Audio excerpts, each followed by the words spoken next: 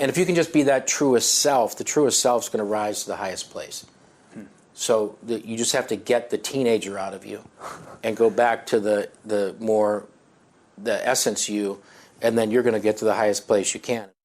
This is the L3 Leadership Podcast, episode number 247.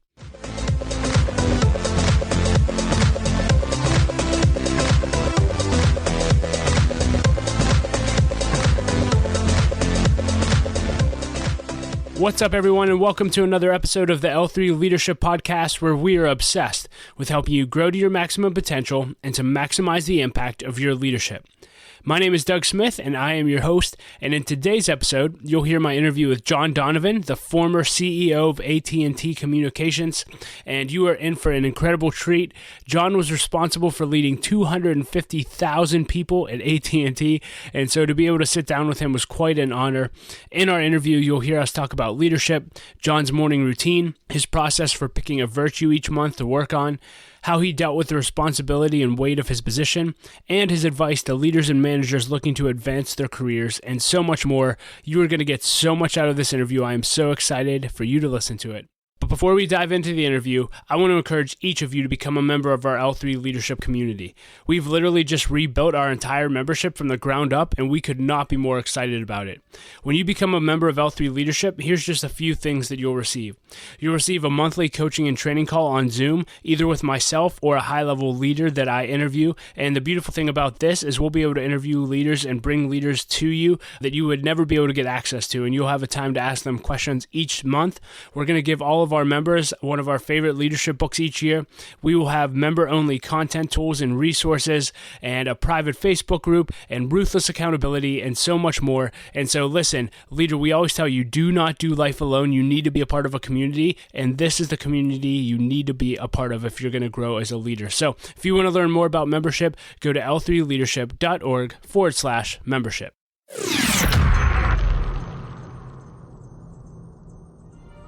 This episode of the podcast is sponsored by Baritone Advisors. The financial advisors at Baritone Advisors help educate and empower clients to help make informed financial decisions. Find out how Baritone Advisors can help you develop a customized financial plan for your financial future. Please visit their website at Baritone Advisors, that's BERATUNG, advisors.com. Securities and investment products and services offered through Waddell & Reed, Inc., member FINRA and SIPC. Baritone Advisors, Waddell & Reed, and L3 Leadership are separate entities.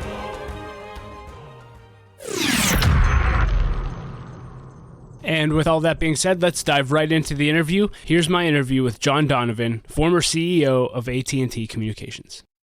Hey, John, thank you so much for being willing to do this interview. And why don't we just start off with you just telling us a little bit about who you are and what you do.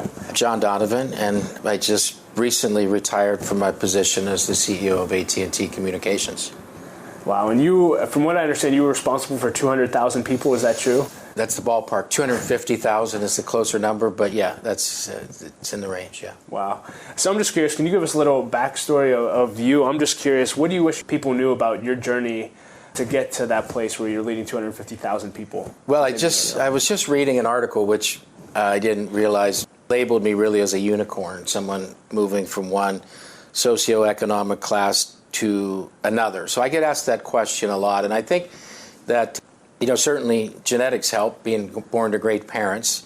I think a big part of my success that shaped me was being from Pittsburgh. Now, there's a million places that one can be from, but, there's an egalitarian way about Pittsburgh where the color of your collar matters a lot less than the kind of person you are. And so I think all of those things, my parents, my coming from a large family, being from the north side of Pittsburgh, they always play an important role. And the thing that it's as simple as it sounds is the great tiebreaker in life is hard work. And there's really no substitute for you putting the time in, not just in the work and the production, but putting the time into yourself. I think that you can evolve yourself into most anything that you want to be. You can become whatever it is you think you want to become, but it's not through magic and relationships and networking and all those things that people think are shortcuts. It's actually the long cut, which is hunkering down, doing the work on both yourself and the work that you do at the office. Yeah. So I'm curious then, I always like to ask leaders what the prices that they paid are to get to where they are. And I'm curious, what did you do and what prices did you pay that set you apart? Or as Jack Welch says, get out of the pile, right? If there's 250,000 employees, I'm sure you're not the only one that had aspirations to become a leader in the organization. What set you apart from everyone else? I don't think that you necessarily have to climb out of the pile or leap out of the pile or even recognize you're in a pile. Sometimes there's going to be someone that gets pushed out of the pile. And so I don't rest a lot in what did I do to cause it. You just have to take things a day at a time, take the thing that's in front of you, and you look at that and say, how do you become great at your job? You don't become great at your job thinking about the next job. You become great at your job thinking, I love my job. Like, I love what I'm doing. I can't believe that they would empower me to do this. And so every job I've ever had felt to me like the most important job in the world. Wow. And I think when you bring that spirit to your job every day, then when it's time for the next job, then you're automatically ready. And so the little things that I would do is I always did my boss's job in my head. So if we were sitting at a table and we were kind of talking about something and the boss had a decision to make, I would prosecute the room the same way he was, and I would be thinking, okay, what would I do in his shoes? Oh, he went to the carrot. I probably would have gone to the stick. It'll be interesting to see if that works or doesn't. And so I think so often people are so driven by fear that because they are worried about, well, I'm being judged, I want the next job, they're always looking at me, I'm going to have to do a really good job. And I always felt like I was on a completely different mindset. It's like, I love my job. If I'm not the best one to do it, I shouldn't be doing it. In the meantime, I'm going to figure out just in my head, what would it be like to be my boss? And then I just always felt prepared for the next job. And so I tended to jump into jobs, learn them quickly. And everybody would say, how do you learn so fast? Well, I already did the job for the last couple years because I've been doing it in my head. Those are little life hacks, I guess, when you look at them that way, but I don't feel like it was particularly profound. So, I'm not going to be writing a how-to book a cookbook on how to get ahead in life, because I think if you're prepared every day to take the thing that's in front of you, that's the best preparation that you can have. It's mental preparation, not intellectual preparation. It's not the result of a bunch of steps that you set up in a cookbook. It really is letting the world give you what it's going to give you and just being ready for it. Yeah. I never actually thought through of actually doing your boss's job in your head. I think that's absolutely brilliant. I know young leaders often want mentors, and actually in my research, you're actually not a fan of mentoring. You're a fan of having advocates, from what you've told. Can you talk about that? And I'm curious, did the bosses that you had, did you view them as advocates in your life? Is that the greatest source of your growth? And can you just talk about that relationship? Well, but if you think about building a network and creating a mentor, at some point, what happens when you're ready to run past your mentor?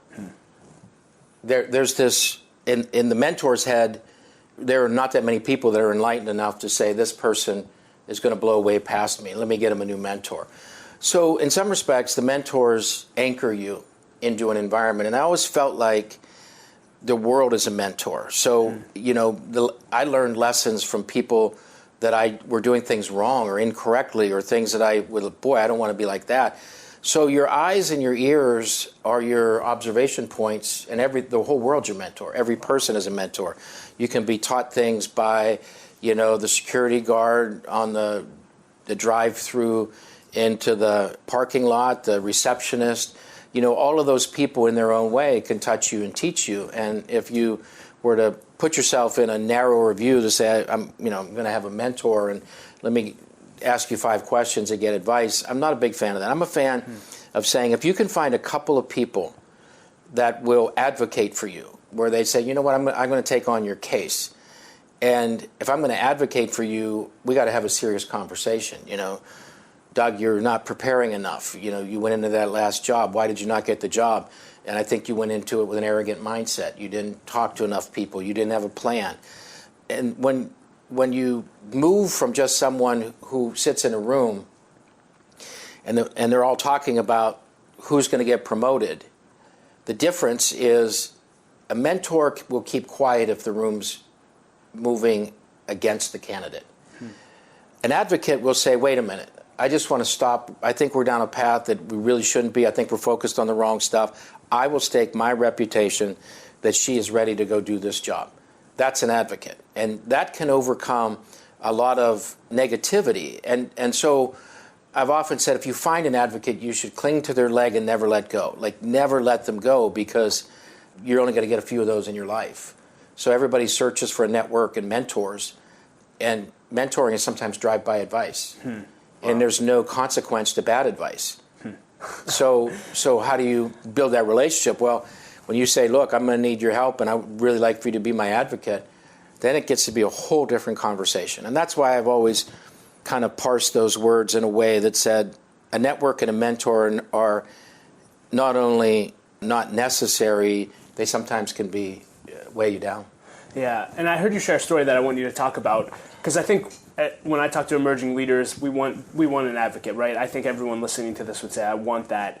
But sometimes you need to have advocates that you may not even connect with. And you shared a story one time about an advocate in your life who, I forget what he had you read, but you actually didn't connect with this guy or didn't like him, at least at first. Right. And he really challenged you and helped you grow. Can you talk about just being teachable, even if it's with someone who you may not connect with naturally? Yeah, so, it was early in my career, and I had a boss who, was a little bit of a bully, had a way to do things. But what he did is he wanted to take me out to lunch, and he wanted to challenge me all the time. So he'd send me, I was working ungodly hours at the time, and he was sending me Business Week and Fortune Magazine and the Washington Post and New York Times, and then he would grill me on what's going on in the insurance industry, which had nothing to do with what we were doing. And it actually, at the time, I had this sense of diligence where, you're not going to get the best of me. I am going to find time to do this. And now if you look back and you'd say, well, what are my greatest strengths? My greatest strength in business is connecting dots in things that are unrelated, which is really a function of what this guy taught me. And so you don't have to fall in love with instructors in order for them to make a big impact on you. That's so good. Yeah. And I'll just leave this open-ended. What advice do you have for emerging leaders, maybe starting out their career, maybe in early management? Again, maybe not to get out of the pile, but just to set themselves apart and to grow and develop as a leader. Well, I think that the easy thing to do is to accomplish the things that I've accomplished and then go back and look at it, because that you remove yourself from the high-temperature oven that you lived in. So sometimes you can forget the impact that the temperature had. And so when you are progressing in a career and you want to stand out, what are the things that allows you to stand out? You want to stand out because of your maturity. So you look, you'd say, what would a 20-year veteran say is the most important thing of success? And I always found that to me, when you make a lot of money, then you have a different mindset because you're not worried about money. But that's just numbers on a piece of paper. You can have that exact same mindset when you're younger. The same way you're driven by your parents' approval. You can get that when you're young. That's ephemeral stuff. That's straightforward to go get. Sit down with your parents and say, how am I doing compared to how you thought? Most people, their parents would say, I had aspirations for you when I was holding you as a baby, but you've exceeded those. And so in most cases, you can get some of these burdens, emotional burdens, off early. And so then the greatest thing is to be yourself. And because if you're yourself and you're not a phony self, it's easy to keep track of. You just go and do your thing every day. You just be you. It's when you try to go in and fit in a culture, and then a year later you're somebody that you're not designed to be. You're trying to be the workaholic when you've got 2 young kids. You're trying to be the brilliant person when you don't have time to read and keep up. And so that becomes weight. It becomes weight that you carry. And I always found that the people who had emotional maturity were the ones that could say, I don't know. Why don't you explain that to me? Back up a little bit. Because there's a humanity to that where the people could say, wow, that woman's brilliant, but she's not afraid to tell you she doesn't know something. So that pretend thing that I have to know everything, I'm working harder than you, I'm the complete package, is a destructive mechanism, because it's a false you, and then you go home And now you're dropping this weight in the house, and that doesn't really do anything for the household. So the simplest thing is just do you, be you, and do that as early in your life as you can. I love that. And actually, I wanted to talk to you a little bit about your core values. In an interview that I read about you, you said life is much easier when you're true to your genuine self. And when you're in a very large-scale job like a CEO, you have to know your principles and values. And when you do, decisions need to come instinctively from the core of who you are. I'm just curious, what are the values and principles that you let out of as the CEO, and how did those even develop? Over the course of time, you always will have your values, and it's just not a good process for you to write them down, because so often you environmentally adopt the values of others. So let me give you an example. Courage. Courage is a really important value to me. How does courage manifest? Well, when I was in my 20s, I remember the exercise of putting my to-do list together every day. And then I would sort of rank them easiest to hardest. And then I went after the hardest ones first thing in the morning. I was energetic, but I thought, if I can make my day like a downhill ski, let me climb the mountain the first thing in the morning. And that created kind of a backdrop of courage. But I told myself, because I'm competitive, my self-awareness was like, be bold, like get the tough stuff done early. And then it was like, hey, that's working for me. So now I'm going to be the person who's not afraid to have frank conversations. Not blunt and edgy, but not afraid to have a conversation when something isn't working out, whether that's an employee that's a bad fit for the business, whether that's someone who was doing a great job until 6 months ago and suddenly they're just not performing.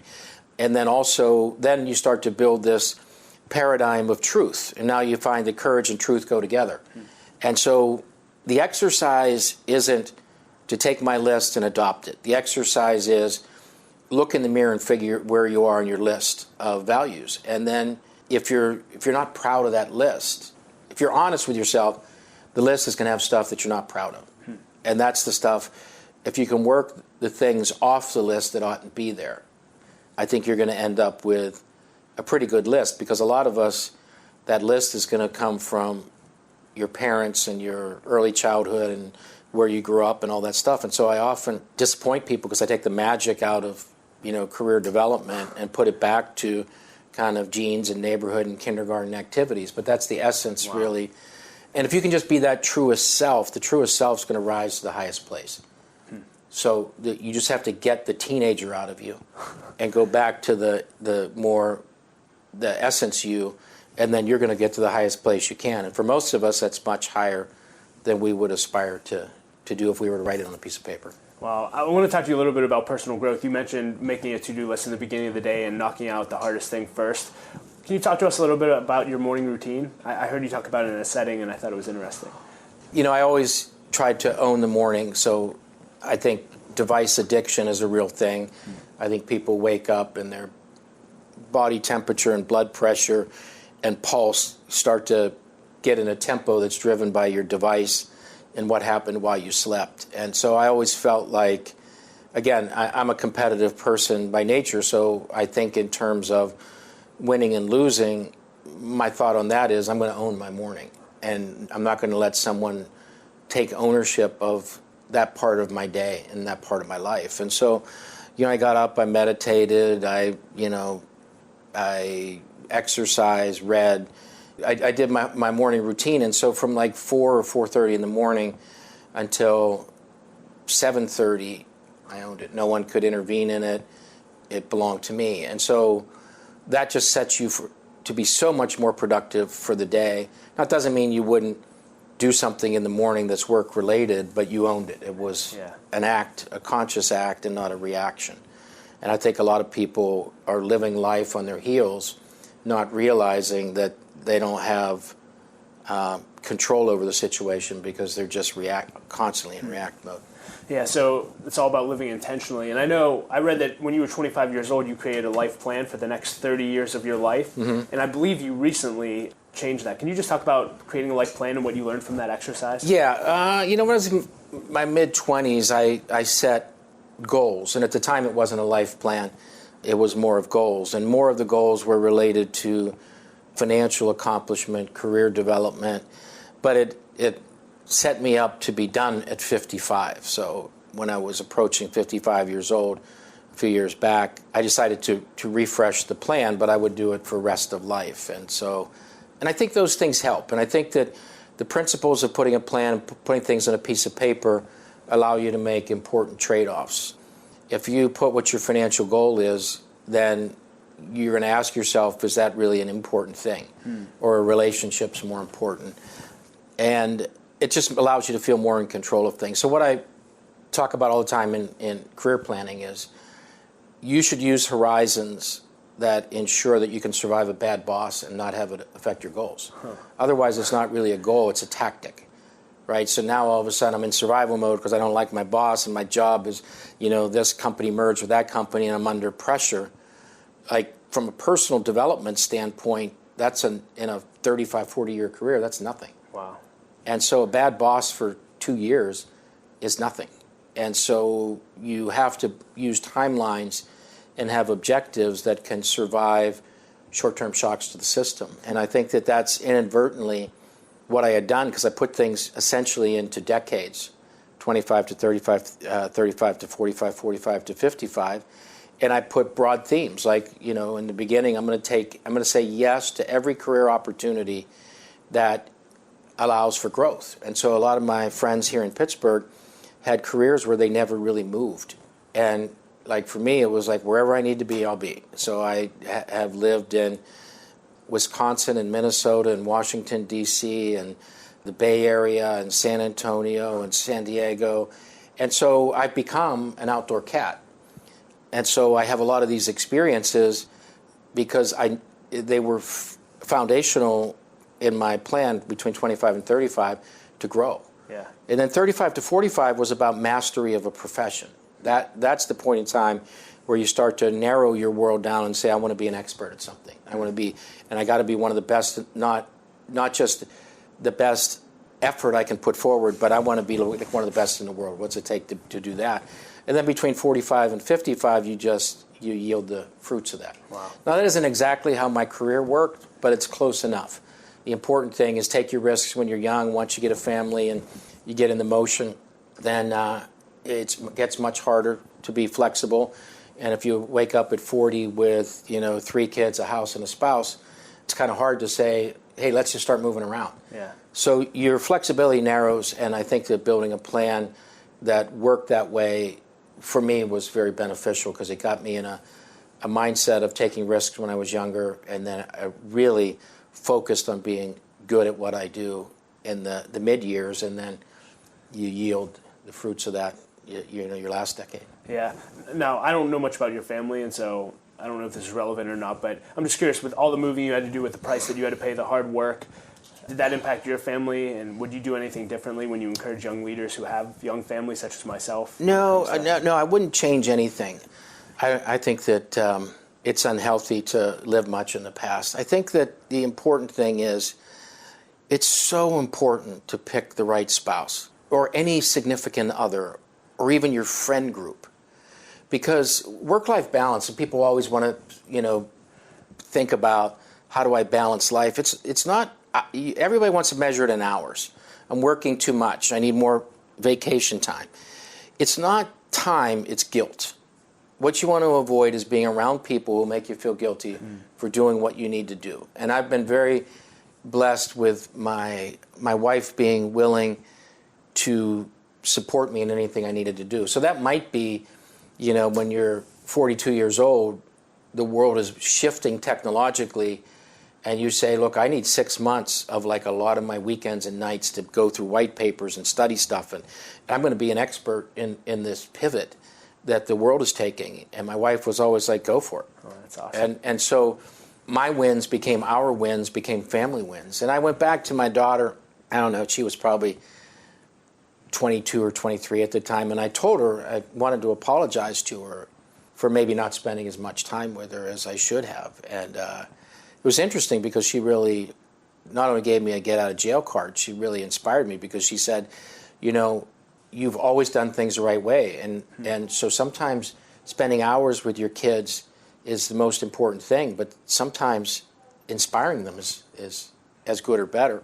And so I always think when you look at these elements of balance and family and all that stuff, surround yourself with people that are supportive, and most everything will work its way through.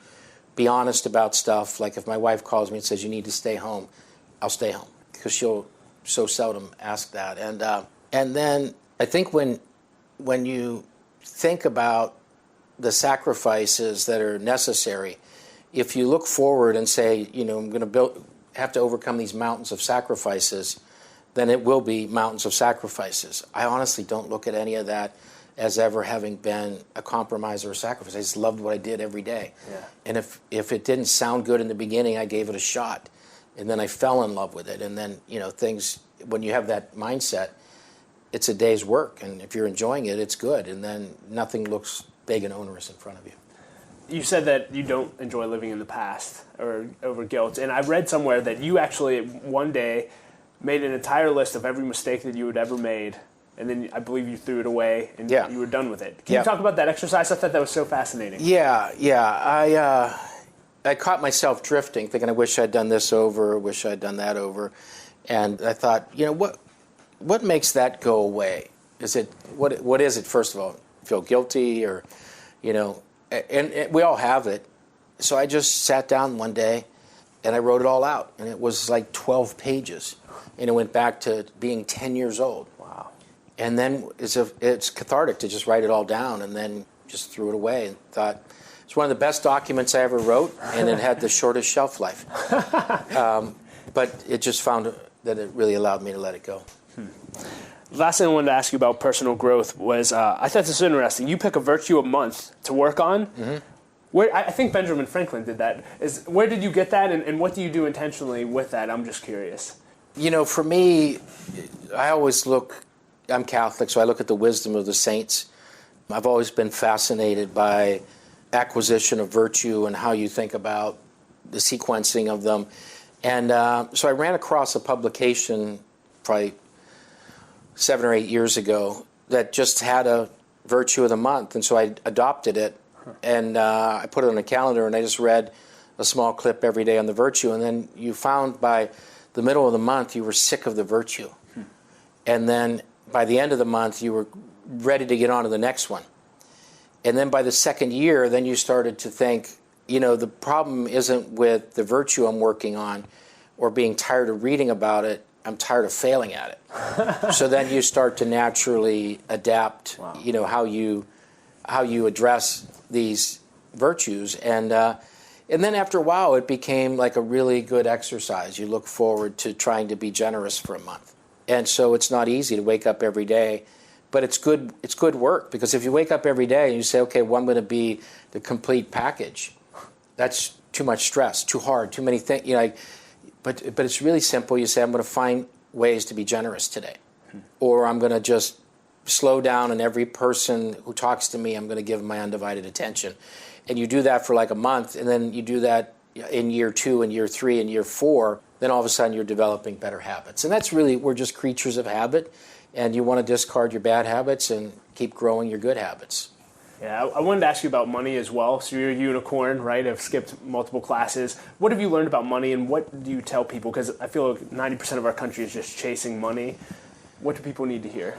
Well, I don't think with more money comes more happiness. Mm-hmm. Certainly not something I've experienced or observed, but I do think there's a mindset change. When you get to a point where you have a goal financially and you make it, it's not like the other goals, because those goals are usually built around family, security, values, and things that are intrinsic and really good. So you could say it's the root, chasing it's the root of all evil. Having it might be the seed of all good, because you can stop the worrying. So what I would tell people is you can have the same mindset shift younger, because they're just numbers on a piece of paper. They really are. If you're living the way you want to live, you have the necessities for your family, and you have your kids in a school that you're happy with, and you're kind of eating and entertaining and being around friends and all that stuff, having a bigger party or a fancier menu or a tablecloth versus not a tablecloth, those are meaningless. Wow. But so I do think, though, a financial goal produces a series of things that ask you, why would I need the money? And if you ask yourself, why do I need the money? Then you're at the essence of what's good. I want to be able to take my spouse out. I want to, go out with my friends a couple times a month. I want to be able to donate for this or that cause.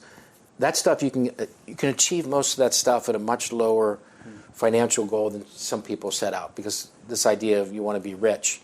You can think you're rich, you can think like you're rich, you can get your values right, and that will be more important than what you have on a bank statement. That's so good. John, one thing I'd love to ask leaders about is how they deal with the pressure and responsibility that comes with leadership. You were at AT&T when the iPhone came out. Obviously, you have stockholders, so many people that look to you for leadership every day. How do you deal with sleepless nights? How do you deal with the weight of that responsibility? Do you have any tips for us as leaders? Yeah, I think that one of the principles you should live by is that you should never look to succeed alone nor fail alone. Mm-hmm. If you're in a boat with a team, the first thing is that you're never a completely lonely exercise. The only thing that is lonely is occasionally on the really big decisions, you have to go inside yourself because the evidence, might be split. And there are those times where you have to make a hard call. But I think that the two sides of that sword are when you take all of the successes and everything that's going well and everything that's right in your position, and you put that on yourself and your ego, like, I made this, I did this, then all of a sudden it crumbling down is everything to you, because everything is built around you and a worldview that is through your eyes. Then it's all about you on the way down. So if it's not about you on the way up, it won't be about you on the way down, and then you'll have much less pressure, because you'll just say, look, I'm going to do the best I can, and I'm the best person to make this decision. I'm the one that has to make this decision, and I'm not going to be right all the time, but I also am not going to draw all of my emotional self-worth out of things that go right and things that go wrong, and because it really is part of a team and a system. So I didn't really find that I had a lot of sleepless nights. That's so good. I ask a lot of leaders that. That's probably the best response I've ever heard. That's incredible. Thank you. Yeah. I want to ask about creating culture. How do you create and sustain a culture within an organization that has 250,000 plus employees in it, and just make sure everywhere you go, you see the culture? Yeah, so if you go back and to the earlier answer about what's the secret to success, be yourself. Culture is a sum of individuals. So the real cultural juice, once you get everybody just being themselves, is to recruit great people. Make sure that every person you bring in is greater than the one that retired or left. You're not going to have the control you think you are. You're going to be yourself, and you're going to be a leader, and you're going to project certain values of, I mentioned some of them, of courage and being genuine and all that sort of stuff. And then what you're really doing is you're just empowering people to do the same thing. And so the more closed you become, the more closed they are. So as leaders in the business, the large groups of people, they're going to react to you.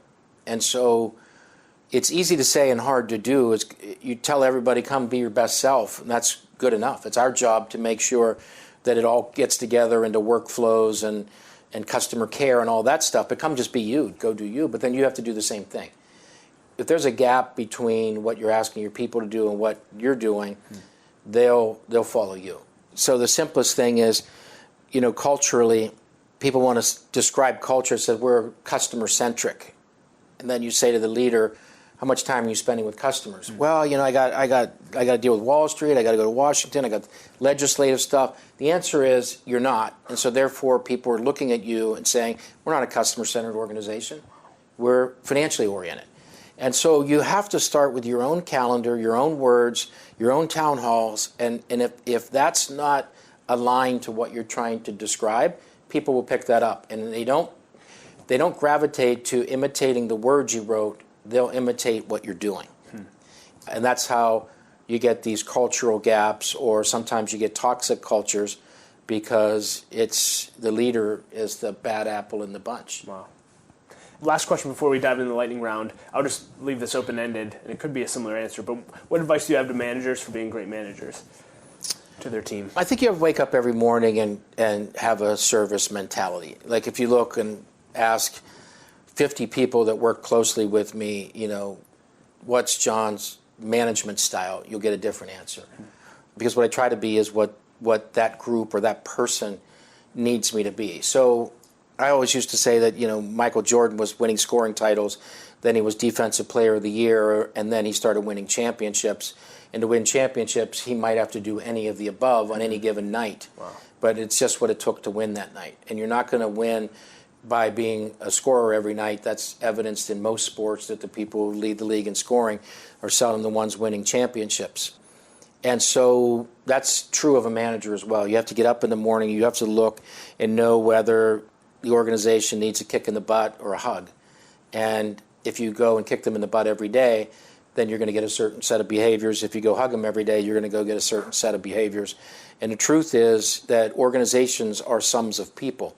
So it still is those acts of compassion and kindness or hug or a kind word, and then other times it's, motivation and, kind of lighting a fire under them. And I think the manager's job is to not think that they get to be who they want to be, because you won't be as successful as if you wake up in the morning and say, what do I think I need to do to get this organization to the next level? Mm-hmm. And it might be rebounding, it might be scoring, or it might be playing good defense. And it might actually, even within an organization, be all three things in one day. Love it. Well, let's dive right into the lightning round. Again, these are just a bunch of fun questions that I ask every leader. First one is, what is the best advice you've ever received, and who gave it to you? Best advice I ever received was watching someone call home, tell a lie to his spouse, and then go on about his business. And I told myself at that point that I would never confuse truth as it relates to your spouse in the workplace, because it just was like so unnecessary. And I looked at it and it was, oh my God, he just was trying to not have the pressure. He wanted to stay late at work. And I thought, wow. And that was a great lesson. Like, I can remember where I was standing, that he was picking the phone. It was so profound for me because it was so wholly unnecessary. Wow. But it shaped me in how I view truth and how you relate your work with your family. So good. If you could put a quote on a billboard for everyone to read, what would it say? Be yourself. What's the best purchase you've made in the last year for $100 or less? Best purchase I made this past year and every year has been a book. There's always a book that will fill a hole in your mind, body, or soul, and you got to, continue to try to find the words of someone else's life and their knowledge to fill in your gaps. It's always out there, it's always available, and it's always inexpensive. So this is my next question, and I know you read 1,000 books, but what are the top 2 books you recommend right now that come to mind? Boy, these are always tough questions because I have so many things, and I tend to read in 3 tracks. One is, let's say, science and knowledge. One is perhaps history, and then another one is just something that's, I won't say self-help, but things that are designed that way. So I think the thing that I'm on an exploration of, there's a book called Factfulness, and there are other books like it that are really trying to myth bust about how we think about things, how do we generalize, how are we misconceiving math. And to give you a simple example, in Factfulness, one of the things is, if you ask the average person what percentage of the world lives in poverty right now, is it 50, is it 27, is it 9? Most would say 50%, and the answer is 9%. Wow. So in this country, we're thinking that things are bad, but globally, globalization is working. Like, the number of people that are living in poverty in some of these third world countries is dropping dramatically. And so I think those are worthwhile endeavors. I do think right now that every person should not contribute to the divisiveness that has crept not from just our country and political parties, but is working its way into families, into dinner tables and church pews and all those things. And I think we all have to say, what can we do to learn the other side of the argument, and what can we do behaviorally to make sure we're not making that any worse than it needs to be. And normally that is not solved by shouting your opinion louder so that the person can hear it better. So I think that there's a lot of that kind of stuff out there. Yeah, you retired recently. Yeah. And I'm just curious, now that you're retired, what are you passionate about? You know, there's a period of time that will be unique for everyone of how long does it take before you get your thought process back. You know, stress is a funny thing because no matter how zen you are, it's the analogy I always use is that if you're out in the rain for year after year after year, the rain doesn't bother you, but you're still getting wet. So once you're out in the rain and you come in, now you have to dry off. It's a different amount of time for each person. So I'm not sure I've fully gotten my thought process back to say, what am I passionate about? My wife said I'm like a mountain lion trying to be a house cat, and that's not good. It's not good for the lion, and it's definitely not good for the house. So I'm going to have to figure it out pretty quick here. Okay. Do you have a favorite failure that led to success? You know, all my failures are judgments on people because, you know, all great business results are going to be result of a great team effort with a bunch of people that went out and accomplished. Most of the failures, like I say, business problems normally wear shoes. And so when you make a bad assessment on a person, most of the problems you have kind of lend themselves back to bad calls on people. You trusted the wrong person with the wrong job. And so one should be very careful in selecting your friends, your spouse, your work colleagues, and all that kind of stuff, because at the end of the day, most of the problems you're going to have in life are going to center around people and relationships. And so you can have all the best virtues in the world around, you know, being open-minded and forgiving and all that stuff, but, you know, when you got to deliver a result for a business and you're finding that you put a weak link in there, it's your problem, not only that you put it in there, but you got to go fix it then. And those are always the tough ones. You said earlier that let the world be your teacher and you can learn from anyone, which I absolutely agree with. And you've, through your career, had the opportunity to spend time with some world-class leaders. I'm just curious, when you get in a room with a leader, you get a lunch or a dinner with a high-level leader, is there a question or two that you always ask them just to get insight from them? No. I think when you meet a great leader, there's something on their mind. So I always feel like in most things, human nature can fail us, because the first thing everyone worries about is, I'm going to meet the Dalai Lama or the Pope. What am I going to say? And the truth is, you don't have to say anything because there's something on their mind too. Wow. And they're walking into this thing, and you don't really have to do anything other than say hello. And oftentimes they'll say, great, I found a business leader, and this is what I want to tell business leaders, or I want to try this story out on you, or, you know, they start asking you questions and you can react. So seldom do you have to walk in and be responsible for an awkward pause. One of the things that made them successful is they kind of know what they're going to say.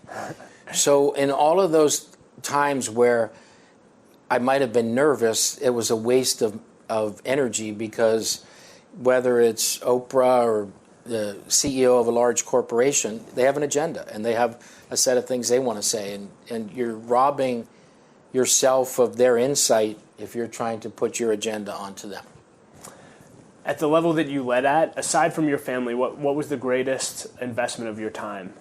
People. ROI, people. People. You know, it sounds cliche, but I think as you progress in a career and you're trying to win championships, it works just like the earlier analogy of going from scoring to rebounding to defense to whatever you need to be. The same thing occurs in business. You see a result in the beginning, you're really thrilled because you produced it, and then you realize that's not as much fun at happy hour when you're there by yourself. So let's get this team thing going, and then let's do a team happy hour to celebrate. And then you get past the age that you want to go to happy hour, so then your celebration is more of an internal celebration where you're sitting and you're saying, I helped Doug get that outcome. And then you find at some point where your greatest satisfaction is that when Doug goes and gets that outcome, no one knows it except you and Doug. And Doug comes back and says, thank you, that was really exactly the advice that I needed at exactly the time I needed it, whether it was a business decision or whether it was just personal, how do you deal with the situation. And that's, those analogies are all over the place. Coaches that have been around a long time, they love seeing their coaching tree starting to win championships elsewhere. And ultimately, you don't wake up one day and have a bunch of people who call you and say thanks for everything you did. It's reputationally built over decades where you find 20 minutes to have a coffee with someone, or you, although you don't feel like it, you engage somebody on the elevator. Like all of those things, the sum total of those things over a life's work produce a different person, both you and the other person, than it would be if you say, okay, well, I'm tired, I'm going to try to sneak in through the back stairwell. And I'm an introvert, so I don't like that. I don't like it.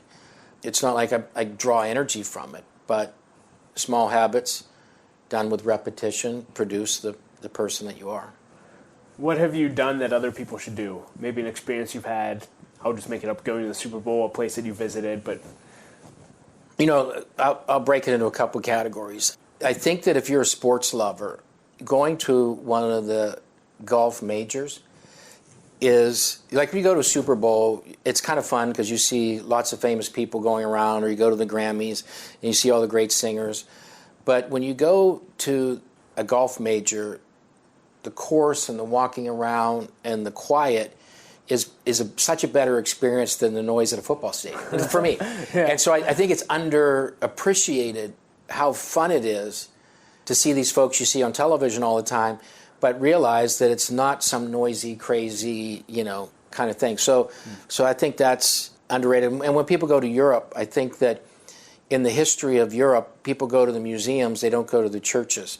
Some of the places, the religious history of Europe is really an amazing thing. And the other thing I would say is, on every business trip, I asked myself, if I was never going to travel again, and this was my last trip in life, what would I do?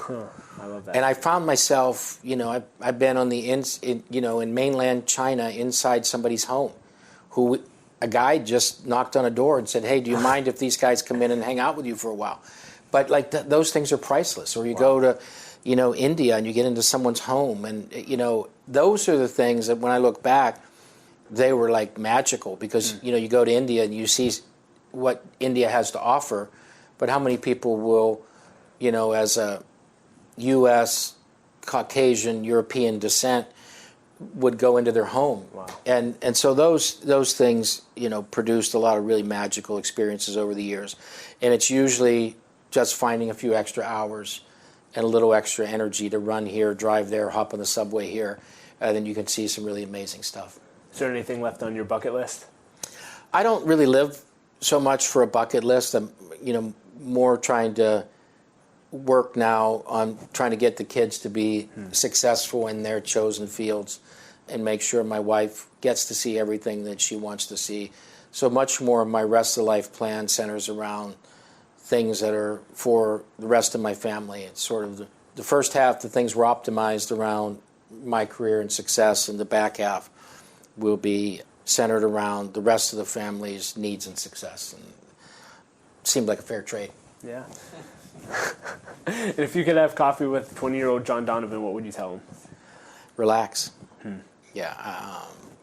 We're all, when we're young, we always have this view that somehow is fear of missing out, that every transaction counts, and they really don't. It's really, your life's work is the sum of a million small things. And so when you're younger, you're playing for the big event, the next promotion, the whatever. And that's not your life's work. Your life's work is in the brushstrokes. So we always think that it's color by numbers when it's really an impressionist painting. When you get to be old, you want to step back and you can look at that and say, that's a beautiful piece of art. But when you walk up close, it's not precise. And so when you're in your 20s, just relax, because do the right things every day. You get passed over for promotion, who cares? You get, the business is not doing well. Don't worry about it. Like, just deal with what's in front of you, love your job, do it the best you can. And then when you stand back in your life's work, you will have painted a masterpiece, but don't expect staring at it close. It's going to have, clear lines. So when you're at the end of your life looking at that masterpiece, what do you want to be remembered for, and what do you want your legacy to be? You know, I want to be viewed as someone that was wise. I'd like to take the gift of intellect that I've been given, give it back in a way that the sum of my intellect and experience can help other people. So if you take most of my personal traits that I would consider foundations of success, I'd like to package them up in a way that I can give them back. Because at the end of the day, I don't think you leave an organization or a family with much more than the DNA and the breath, right? So getting back to this idea of small habits, if you can establish for your family in a workplace a set of small habits that makes it better performing, but also a better place to be, then that's where your DNA is. So I think a lot of people want their fingerprints all over everything, or they want their artwork hanging on all the walls and signatures and buildings named after them. I don't want that. I just want, for one generation, if I can create a set of habits that are better as a result of me being here, then those will pass on for many generations without authorship. And I think that's the best way to sneak up on something, is to not do it for credit. So that's how I view it. So it's not going to be, you won't find it. You won't find it on a building, you won't find it on a wall, and you won't find it in a book. Yeah. Well, thank you for imparting to me today and everyone that will watch this interview. And Sure. I'll end the interview with, probably after listening to you, where I should have started. Is anything else on your mind for leaders today that you want to leave them with? I think we covered most of the key themes. And I think that if I were to summarize it, depending on where you are, take the risks early in your life while you still can. And when I say risks, I don't mean high wire acts or heli-skiing. I mean, like, go get the work experiences that you need. Be willing, be open. If you can, travel, take a job somewhere else, deal with not having all your friends around for a little while, all that stuff.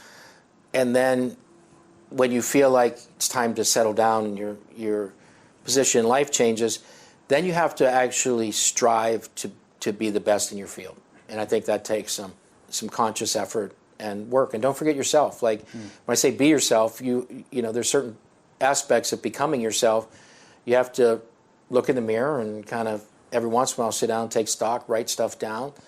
And then there's hygiene involved. Read a book. Like, go learn from someone.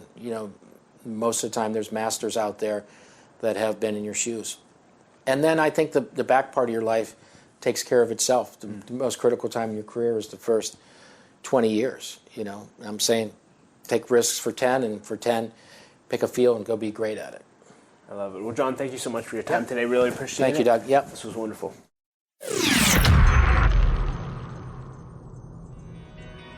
I'd like to thank our sponsor, Henny Jewelers. They're a jeweler owned by my friend and mentor, John Henny. My wife, Laura, and I both got our engagement and our wedding rings at Henny Jewelers, and we absolutely love them.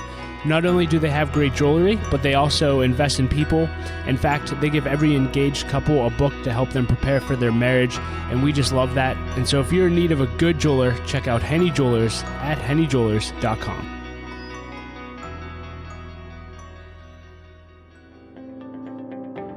I'd also like to thank our sponsor, Babb Inc. Babb is an insurance broker, a third-party administrator, and consulting firm led by my friend and mentor, Russell Livingston. Russell is extremely passionate about developing the next generation of leaders, which is why he's partnering with us on this podcast, and he's also opened up his offices here in Pittsburgh to host our monthly leadership events, and we are extremely grateful for that. The nonprofit that I work at, Light of Life Rescue Mission, started using Babb as our insurance broker around 3 years ago, and we've had an unbelievable experience with them, and we highly recommend them. So if you or your organization has any insurance needs, please check out and learn more about Babb at babbins.com. That's BABBINS.com. Well, hey everyone, thank you so much for listening to my interview with John Donovan. I hope that you enjoyed it as much as I did. You can find ways to connect with him and links to everything that we discussed in the show notes at l3leadership.org/episode 247. As always, if this episode made an impact on your life, please share it on social media, text it to a friend. It really does make a difference, and you could change someone's life with this content.